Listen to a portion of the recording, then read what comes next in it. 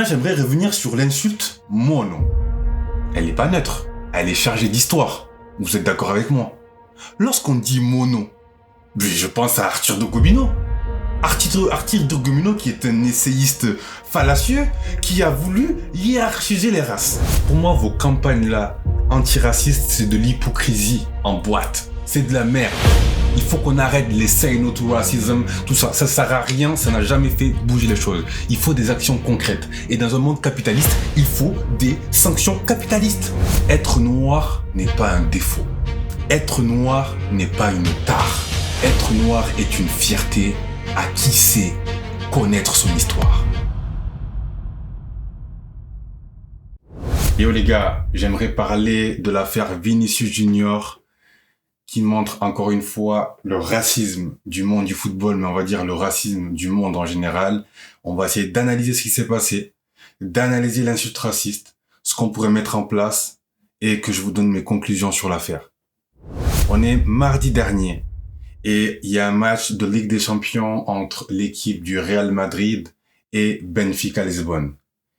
Lors de ce match, Vinicius nous met un but incroyable.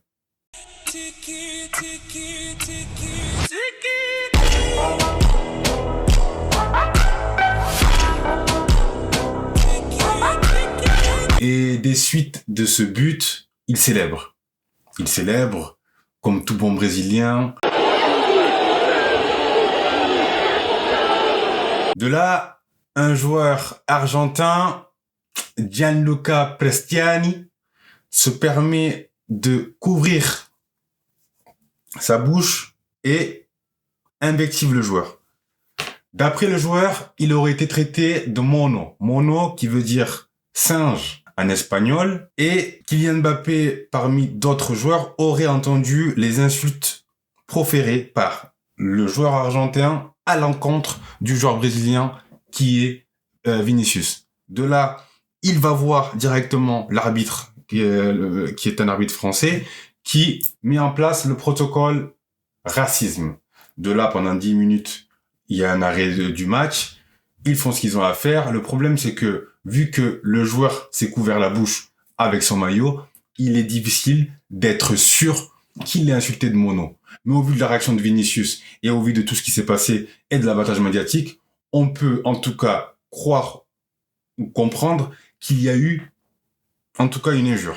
De là, maintenant, moi, je veux qu'on prenne de la hauteur. Je veux pas qu'on parle avec les émotions comme certains l'ont fait. Je vais y venir. Le cœur de la polémique revient aux déclarations de José Mourinho. José Mourinho est l'entraîneur légendaire que l'on connaît, qui a été à Porto, qui a gagné la Ligue des Champions là-bas. Ensuite, il a été à Chelsea, il a été à l'Inter. Bref, c'est un coach dont on n'a pas à redire le pédigré, tant il est énorme, même si on va dire que depuis 10 ans, sa carrière bat un petit peu de l'aile. José Mourinho s'est permis de dire que Vinicius n'avait pas à célébrer de la sorte. C'est quand même assez marrant pour un coach qui est connu pour une expansion sur les terrains. C'est quelqu'un qu'on a vu faire le tour des terrains, comme le rappelle très bien Samir Nasri lorsque l'Inter a gagné la Ligue des Champions. Bref, il est connu pour être un coach très extraverti. Donc c'est bizarre venant de lui de dire que Vinicius n'avait pas à célébrer. Surtout qu'il sous-tend que c'est la célébration du coup de Vinicius qui pourrait expliquer en partie, pas totalement, mais en partie, les insultes racistes qu'il a eu, ou en tout cas les invectives qu'il a eu des supporters. Et du coup, peut-être, par prolongement, du joueur. Ça vous rappelle pas un cas, cette histoire? Moi, ça me rappelle un cas. Souvenez-vous, en 2019, en Serie A, lorsque Moise Kean, joueur italien noir d'origine ivoirienne, avait marqué un but face à Cagliari.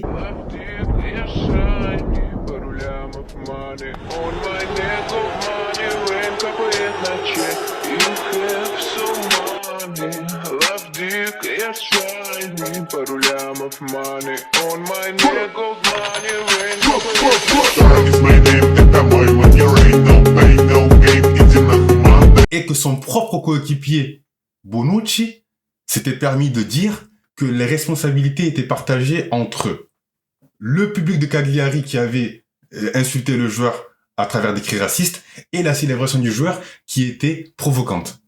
C'est comme s'il sous-tendait, un peu comme José Mourinho, que on pouvait se permettre, ça veut dire qu'on pouvait autoriser ou permettre ou comprendre le racisme parce que des joueurs noirs avaient été provocants. Mais c'est l'hôpital qui se fout de la charité. Dans quel monde vit-on? Ça veut dire qu'aujourd'hui, on le voit très bien dans d'autres sports, on peut se nourrir du trash talk. Je n'ai pas de problème à dire que, par exemple, un joueur comme Vinicius Junior est un joueur qui est clivant dans sa manière d'être, dans son intensité. Je n'ai aucun souci à le reconnaître. Mais rien ne justifie le racisme. Rien ne justifie que des personnes se permettent de traiter d'autres personnes de singes. Rien ne le permet, les amis. Arrêtons d'être complices d'actes ignobles. Arrêtons d'être complices d'actes qui, au cours de l'histoire récente de l'humanité, nous ont renvoyés aux pires heures de l'histoire de l'humanité, que ce soit à travers l'esclavage ou la colonisation. Je ne suis pas là pour hiérarchiser les peines du monde. Maintenant, j'aimerais revenir sur l'insulte mono. Elle n'est pas neutre. Elle est chargée d'histoire. Vous êtes d'accord avec moi? Lorsqu'on dit mono, je pense à Arthur de Gobineau.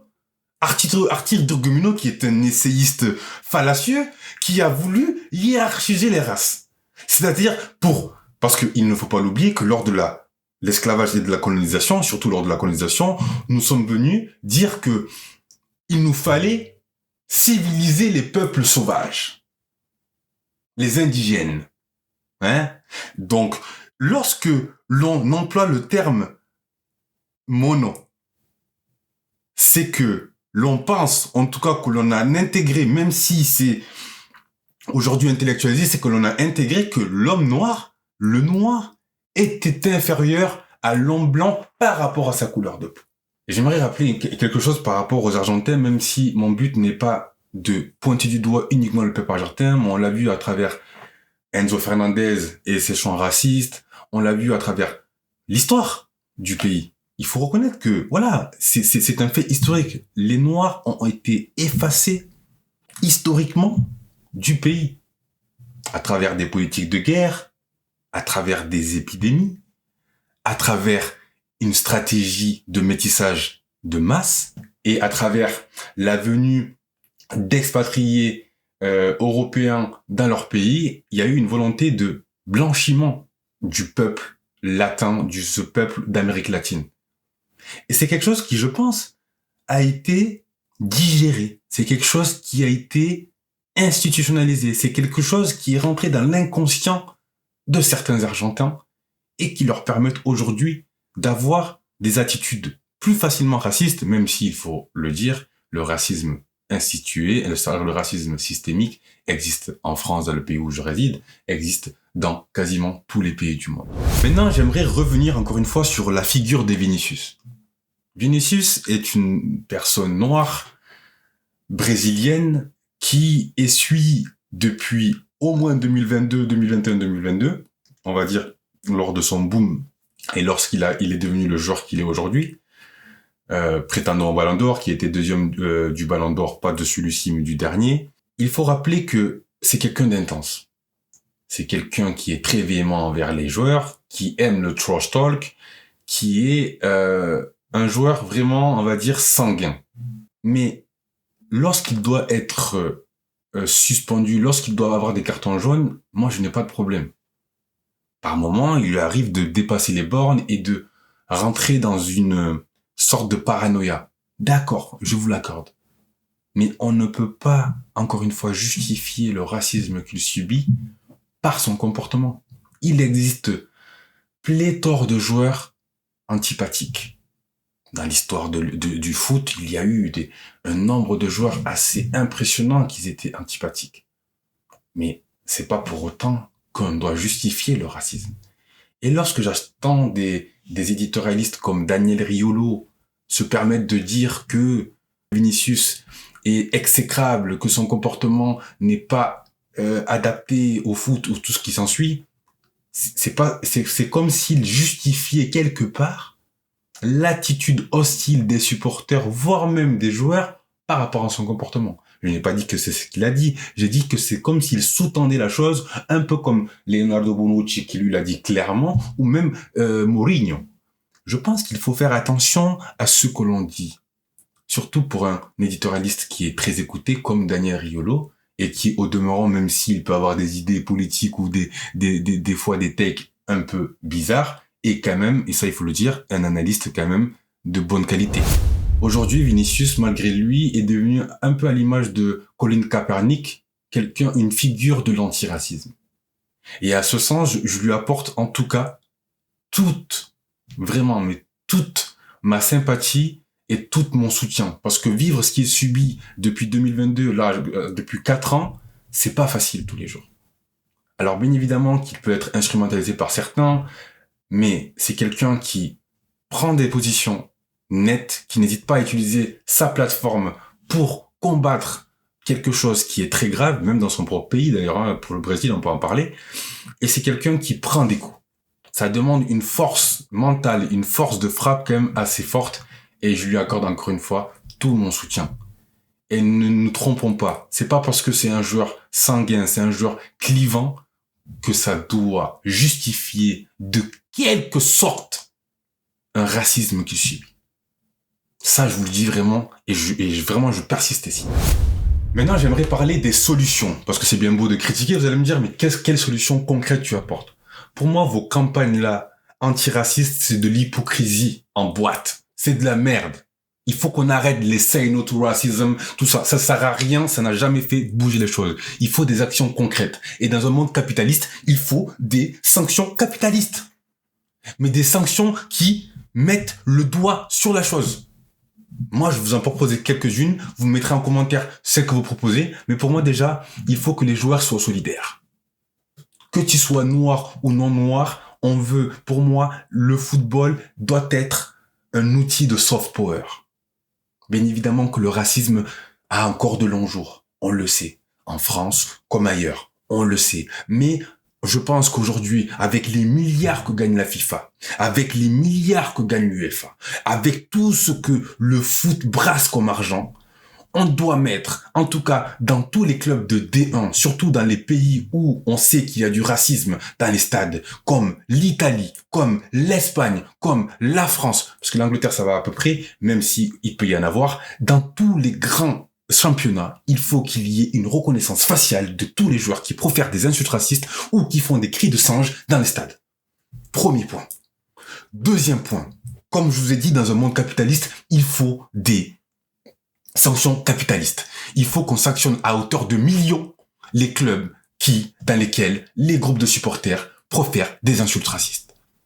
Il faut l'on impose des matchs à huis clos avec des sanctions de plus en plus dures s'il y a récidive. Il faut aussi qu'on fasse des retraits de points. Comme ça responsabilisera les présidents. Parce que certains présidents sont compliants avec les groupes de supporters dont ils connaissent, même en France par exemple, les opinions politiques. Beaucoup de racelards, et ça je le dis, beaucoup de racelards se cachent derrière les groupes de hooligans ou les groupes de supporters. Et ça, il faut les combattre par des actions concrètes. Un président de club a la responsabilité de ces groupes de supporters. Il faut signer des chartes, il faut signer des choses pour que ça soit éradiqué. Et si un joueur, s'il s'avère que c'est vrai, que le joueur argentin a proféré des insultes racistes ou a traité de singe Vinicius, il doit avoir une sanction à la hauteur de ce qu'il a dit. C'est-à-dire être privé pendant 1 ou 2, voire 3 ans, voire 5 ans de compétition européenne, voire de jouer au foot même. Il faut poser le socle. Si on ne pose pas un socle, si on ne pose pas un cadre fort, on va continuer à faire les hypocrites du coin. Voilà. Parce qu'aujourd'hui, le monde du football est un monde de corruption et d'hypocrisie. Et j'aimerais que les acteurs noirs de renom, les anciens joueurs, les gens qui ont subi ça je pense à Chibonda comme ça, je pense à Samuel Eto'o, je pense à Daniel Alves, je pense à tous ces joueurs qui ont subi des insultes racistes, ils doivent s'organiser. C'est l'union des forts qui crée une force d'opposition, une force de frappe. Nous devons nous ancrer dans une volonté de puissance. Nous autres, les Noirs. Nous sommes obligés aussi, à un moment donné, on peut pas se faire ramasser partout et accepter la chose. En tant que Noir, je suis particulièrement touché. Lorsque j'étais petit et que j'ai vu, par exemple, Pascal Chibonda se faire traiter de singe, subir des cris racistes, ça m'a touché dans ma chair. Et aujourd'hui encore, il m'est impossible de m'imaginer dans certains pays ou dans certains endroits de la France. Par rapport à ces insultes racistes, ça marque l'inconscient d'un enfant. À un moment donné, on a des responsabilités. En tant que Noir, on ne doit pas accepter ce qu'il se passe. Et lorsque je dis qu'il faut interdire de stade à vie les gens qui profèrent des insultes racistes, il faut aussi les éduquer. Ce n'est pas juste à sanctionner pour sanctionner. Il faut qu'ils aillent dans des groupes antiracistes, il faut qu'ils soient éduqués, ces gens-là, parce que le racisme est un fléau qui montre le manque d'éducation ou la frustration de certaines personnes vis-à-vis des gens colorés par rapport à une histoire qui est aujourd'hui l'histoire de l'immigration. Et ça aussi, il faut le dire. Encore une fois, j'apporte tout mon soutien à tous les frères ou toutes les sœurs qui subissent des insultes racistes dans les stades ou dans le monde en général. Être noir n'est pas un défaut. Être noir n'est pas une tare. Être noir est une fierté à qui sait connaître son histoire. J'aimerais rappeler aussi une chose. Le respect des autres commence par le respect que l'on s'impose à nous-mêmes. Il faut accepter parfois d'être dans une extrême pour obtenir justice. Encore une fois, lorsque je dis ça, je ne vous parle pas de se battre, je ne vous parle pas de rentrer dans le jeu des insultes, je vous dis d'avoir des positions fermes. Et les joueurs de foot noirs, voire même le conglomérat des joueurs de foot en général, nous ne devons plus être complices de ces actes qui nous ont fait trop mal dans notre histoire. La paix fraternelle, parce que je reste un habitant du monde et je ne l'oublie pas. Et je sais que en Argentine, je ne veux pas que nous tombions dans un jeu trop facile de dire que tous les Argentins sont racistes. Tous les Argentins ne le sont pas, mais ils ont une histoire particulière. Donc, aidons les gens, éduquons les gens, soyons dans la bienséance à qui veut l'être.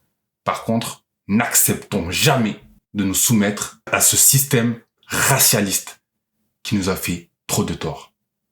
La paix fraternelle, on en sort.